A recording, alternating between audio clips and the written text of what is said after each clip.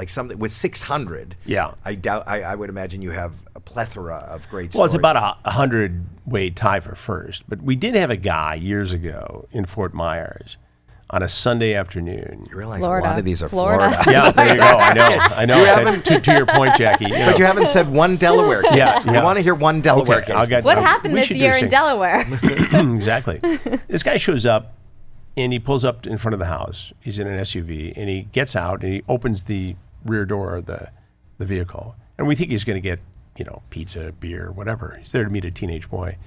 He gets his 4-year-old son out and leads him up the driveway by the hand. And everybody in the house is like, oh, it's the last guy on the last day of the sting. And I'm like, this son of a bitch. Who does this? And he walks all the way up, and I'm thinking, okay, how do we handle this, So he walks in with the kid. He wasn't going to involve the kid, I don't think, in a sex act. I think he was going to put the kid in another room with a video, and he was going to have sex with the teenage boy there. And I looked at him, I said, you know why you're here, and I know why you're here.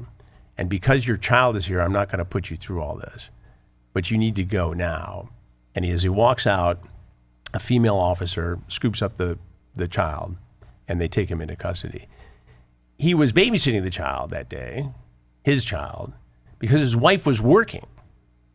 So she's at work on a Sunday, and he's supposed to be having dad and lad time with his 4-year-old son, and this is what he does.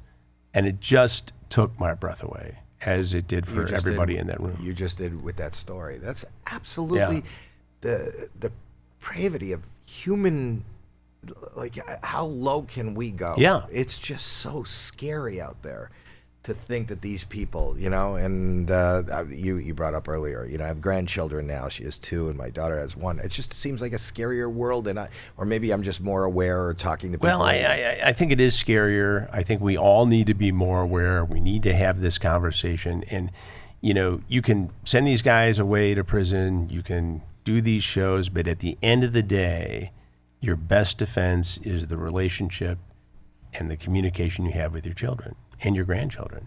And you're allowed to tell a scary story. Yeah, but my grandchildren don't speak English.